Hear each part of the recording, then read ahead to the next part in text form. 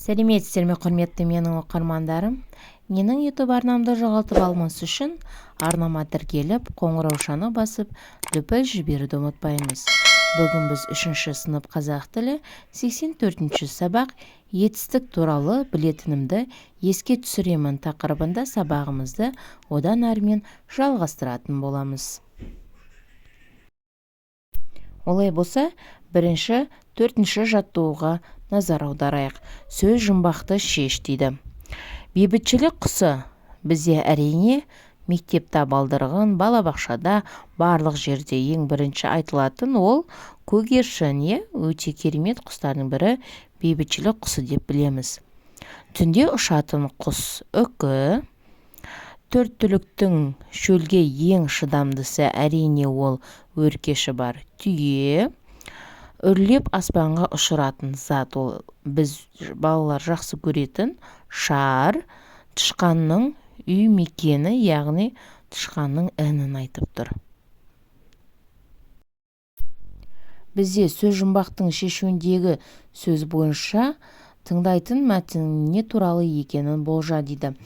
Бізде бұл жерде негізгі сөз күйші шықты, яғни біз қазіргі мәтініміз демек күй туралы болғалы тұр.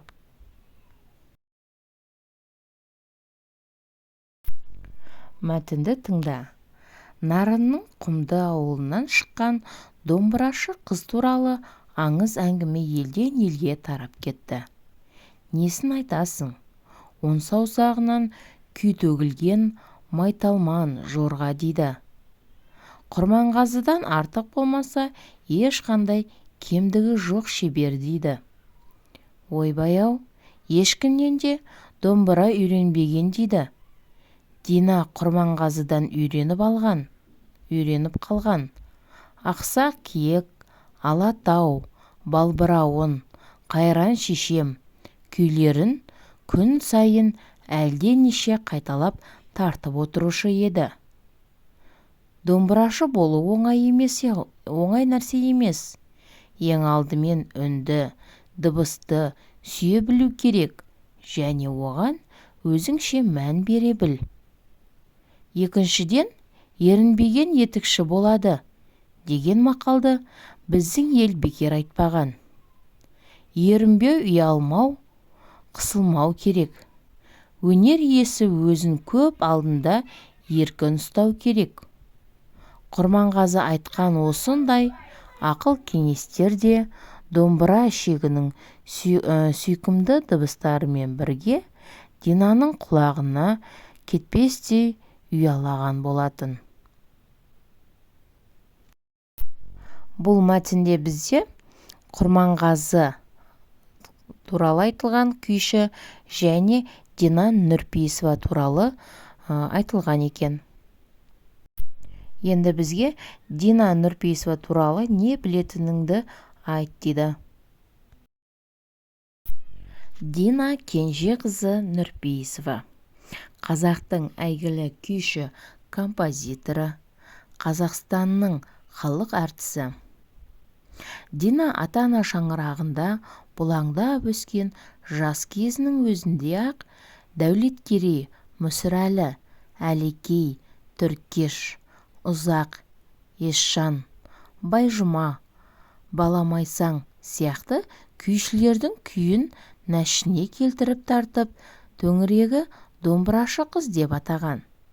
Қаршадай қыздың даңқын естіп әйгілі Құрманғазы арнайы іздеп келген.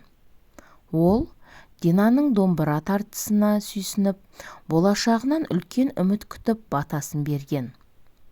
Осыдан кейін Динадан көз жазбай, үнемі айналып соғып, додалы күй айтыстарына ертіп барып, домбыра тартудың терең сырларын үйретеді.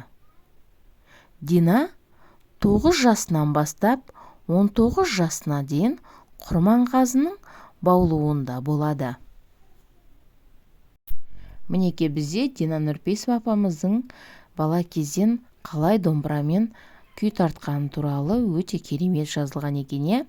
Және де мұнда бізде нәшіне деген сөзді көбісі түсінбей жатады. Нәшіне дегені ол нақышына келтіріп, бабымен күй тартады деген мағынада.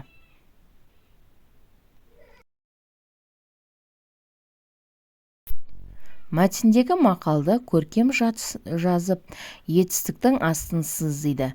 Бізде мәтінде берілген, ерінбеген етікші болады деген мақал берілген. Осы жерде етістік, яғни сөйлемнің соңында іс қимылды білдіреді. Болады, не істейді? Болады. Мәтінге сүйеніп, өнер адамы қандай болу керектігі туралы нұсқаулық жаз дейді. Өнер иесі өзін көп алдында еркін ұстауы керек және мәдениетті болуы керек, өз ісіне жауапкершілікпен қарауы керек. Ең басты қағидаттары осылай.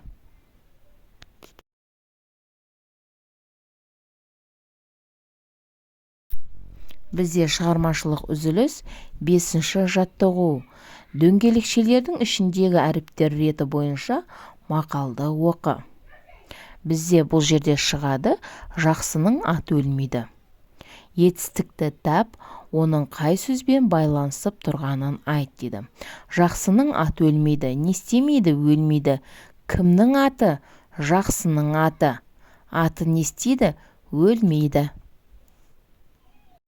Байланысып тұрған сөз аты өлмейді.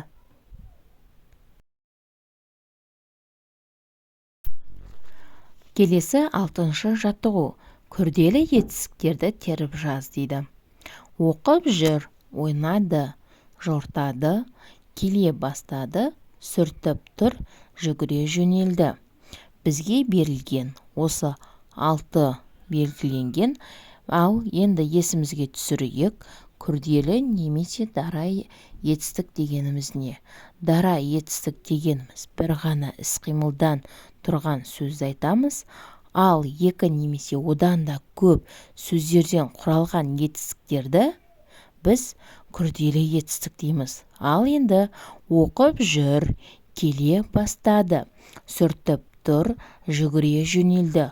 Бұл сөздер 2 сөзден құралған етістік болғандықтан күрделі етістік болады. Осы сөздерді қатыстыра отыра 4 сөйлем құрап жазайық.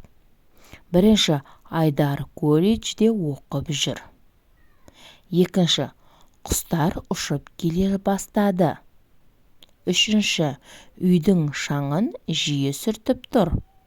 Төртінші, төреші белгі бергенде спортшылар жүгіре жөнеледі. Әрине, бұл менің нұсқамда. Сендерде өз нұсқаларында осылай сөйлем құрап көрсеңдер болады. Әрине, менің каналыма тіркеліп қоңыраушаны басып, лүпіл жіберуді ұмытпаймыз. Осы видеоны жоғалтып алмас үшін сыныптастарыңмен, достарыңмен де бөлісіп қойсаңдар болады. Бүгінгі етістікке қатысты сабағымыз сіздерге ұнады деп ойлаймын. Келесі қызықты сабақтарда кездескенше сау болыңыздар.